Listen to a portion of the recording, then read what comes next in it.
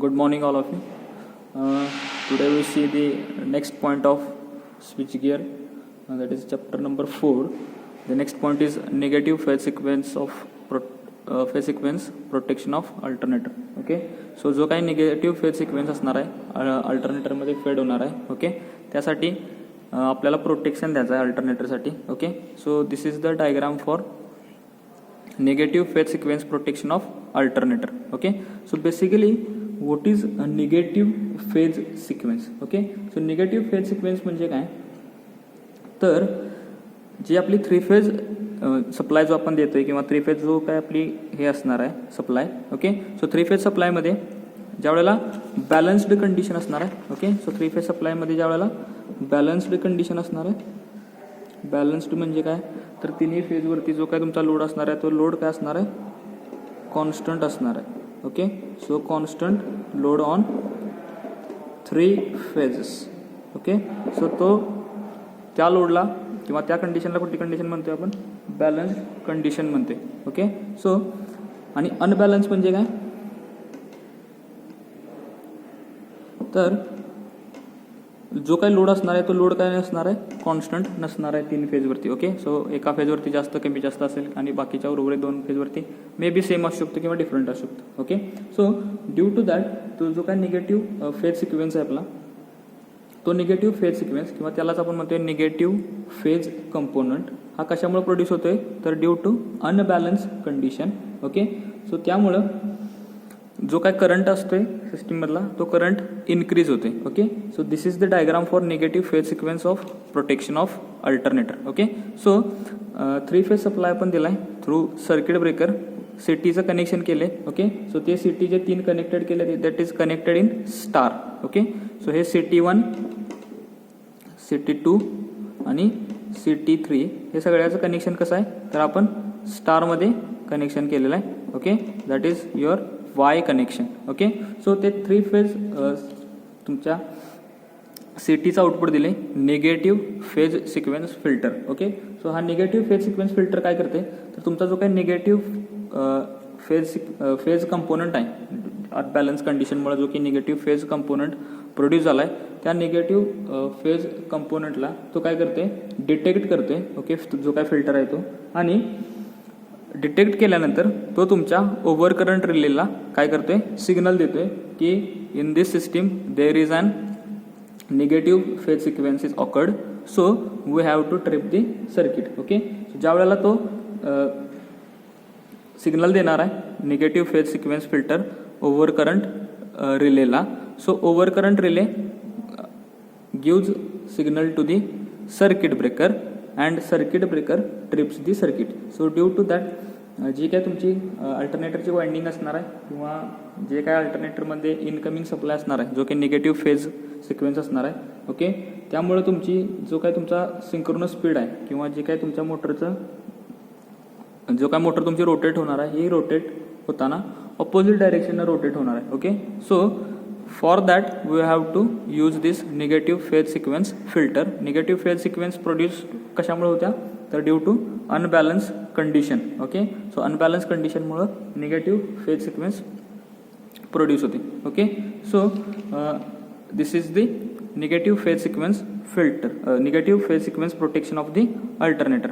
Okay, so next point आहे reverse power protection. Okay, so reverse power प्रोटेक्शनमध्ये आपण induction type relay बघितलाय. Okay, plus measurement सब्जेक्टमध्ये आपण एनर्जी मीटर बघितलंय. ओके, सो सेम प्रिन्सिपल इथं वापरले. Okay, so reverse power protection म्हणजे काय, फर्स्टली जो काय आपला पॉवर फ्लो आहे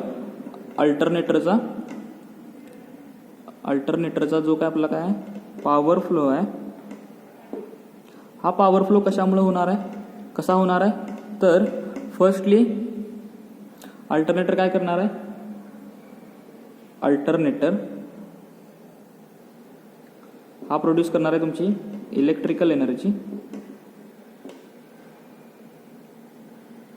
and gives supply to the grid and after that grid gives supply to the load or तुमचे जे काय कन्झ्युमर्स असणार आहेत. ओके, त्यांना आपण काय करणार आहे, सप्लाय देणार. हे काय झालं आपला अल्टरनेटरचा नॉर्मल पॉवर फ्लो झाला. ओके, बट रिव्हर्स पॉवर फ्लोमध्ये काय होते, फर्स्टली तुमचा जो काय अल्टरनेटर आहे, alternator is works as a motor.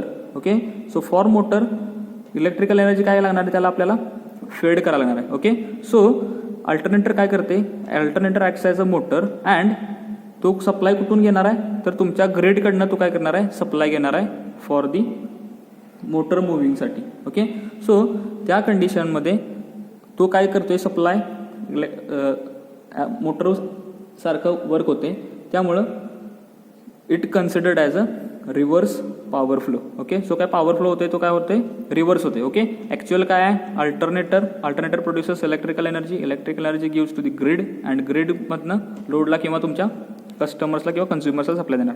But vice versa due to fault in prime मूव्हरमध्ये काहीतरी फॉल्ट आल्यामुळे किंवा प्राईम मूव्हर फेल झाल्यामुळं तुमचा जो काय पॉवर फ्लो आहे, हा पॉवर फ्लो रिव्हर्स होते. तुमचा जो काय अल्टरनेटर आहे, हा alternator acts as a motor. So तुमच्या मोटरला इलेक्ट्रिकल सप्लाय लागतोय. सो इलेक्ट्रिकल सप्लाय तो कोणाकडनं घेणार आहे, तर ग्रिडकडनं घेणार आहे. ओके, सो ग्रिडकडनं आलेला सप्लाय मोटर तुमची वापरणार आहे. So alternator acts as a motor. So that power flow is reverse power flow. Okay, so same induction type रिलेची डायग्राम आहे.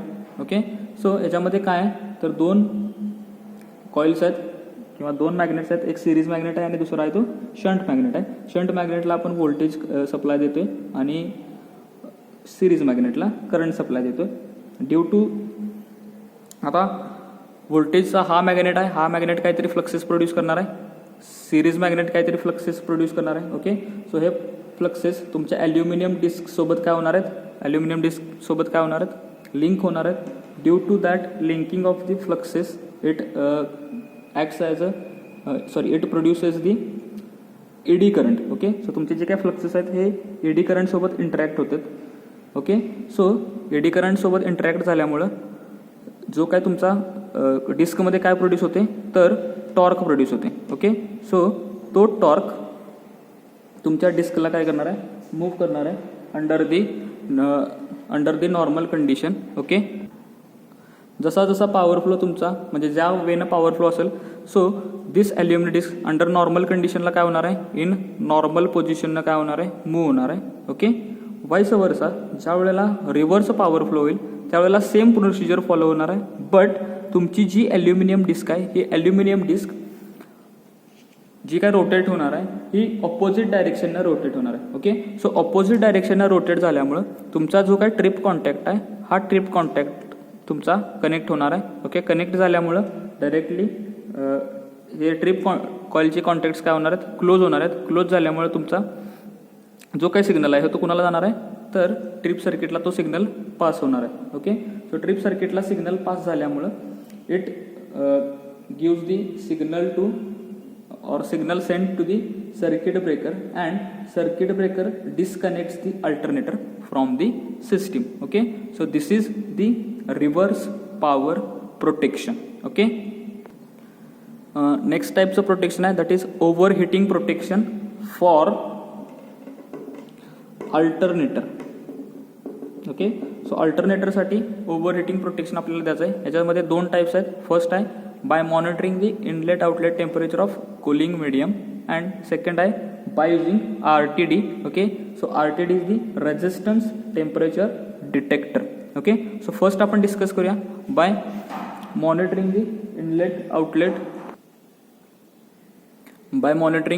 Outlet temperature of cooling medium. Okay, so in this point जे काय तुमचे alternator आहे. Okay, so अल्टरनेटरच्या वाइंडिंगसाठी आपण coolant provide करतोय, ज्याच्यामुळं तुमची जी काय वाइंडिंग आहे ती हीट होणार नाही.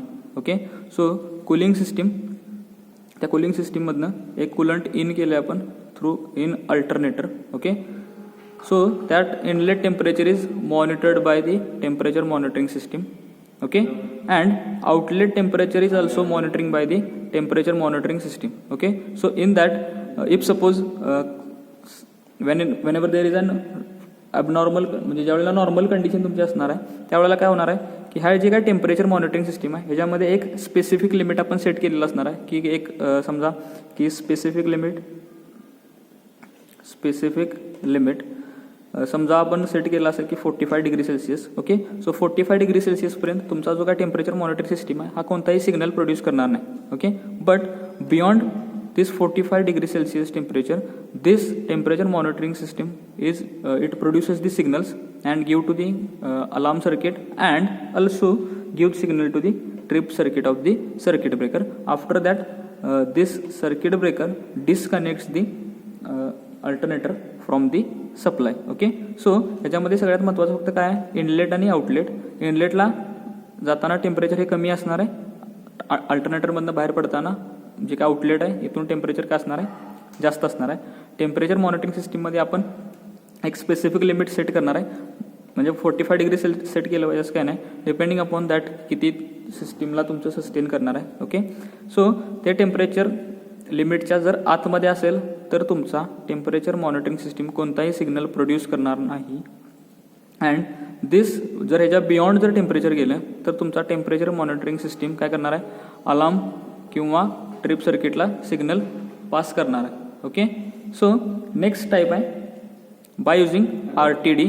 Okay, so RTD, so in this method the temperature sensors are embedded into the stator slots. Okay, so stator slots of the alternator. Okay, so due to that the temperature sensors may be RTD, that is resistance temperature detector, thermistor or thermocouple. So one of the म्हणजे ह्याच्यामधला एक कोणताही आपण use करू शकतो. Okay, so same Wheatstone ब्रिजचं जे काय principal आहे, okay, वापरून आपण काय करणार आहे, ओव्हर हिटिंग काय करणार आहे, डिटेक्ट करणार आहे. Okay, so this P, Q and S are the fixed value of resistance. Okay, so P, Q आणि S ची जी काय रेजिस्टन्सची व्हॅल्यू असणार आहे ही काय असणार आहे, फिक्स व्हॅल्यू असणार आहे. ओके, अँड रिमेनिंग एक आर्ममध्ये आपण काय केलं आहे, RTD केप्ट केला आहे. ओके, सो RTD लावला आहे जसं की आपल्या डायग्राममध्ये दिसते. Okay, so this RTD is kept into the stator slots of the alternator. Okay, जसं की मगाशी मी म्हटलं की तुमचा जो काही टेम्परेचर सेन्सर आहे हा कुठं ठेवला आपण, स्टेटर स्लॉटमध्ये. ओके, सो सेम हा RTD कुठं केप्ट केला आहे तर तुमच्या स्टेटर स्लॉटमध्ये केप्ट केला आहे. ओके, सो ज्या वेळेला टेम्परेचर स्पेसिफिक किंवा विदिन लिमिट्स असणार आहे त्यावेळेला हा A आणि B या पॉईंटमध्ये जे काही पोटेन्शियल असणार आहे हे पोटेन्शियल सेम पोटेन्शियल असणार आहे. ओके, सो सेम पोटेन्शियल असल्यामुळं तुमच्या या रिले कॉईलमधून, ओके, सो जी तुमची काय आहे रिले कॉईल आहे, या रिले कॉईलमधून कोणताही करंट पास होणार नाही. So that time this bridge is balanced bridge. Okay, so आता बघा ॲबनॉर्मल कंडिशनला काय होते, ज्या वेळेला ओव्हर हिटिंग होते, ज्या वेळेला काय होते, ओव्हर हिटिंग ऑकर होते, त्यावेळेला तुमचा जो काय हा रेजिस्टन्स टेम्परेचर डिटेक्टर आहे, हा resistance temperature detect due to changing of the temperature हा तुमचा RTD काय होते तर हा इम्बॅलन्स होते. ओके, सो इम्बॅलन्स झाल्यामुळं याच्यामध्ये रेजिस्टन्स चेंज होईल. रेजिस्टन्स चेंज झाल्यामुळं तुमचा हा पॉईंट A आणि हा B पॉईंट ह्या दोन्हीच्यामध्ये एक पोटेन्शियल प्रोड्यूस होईल. ते पोटेन्शियल प्रोड्यूस झाल्यामुळं A आणि B याच्यामध्ये तुमचा करंट पास होईल. सो करंट पास झाल्यामुळं तुमची जी काही रिले कॉईल आहे ही रिले कॉईल काय होणार आहे, एनर्जाइज होणार आहे. रिले कॉईल एनर्जाइज झाल्यामुळं रिले कॉईल सिग्नल देणार आहे तुमच्या अलार्म सर्किटला अँड तुमचा ट्रिप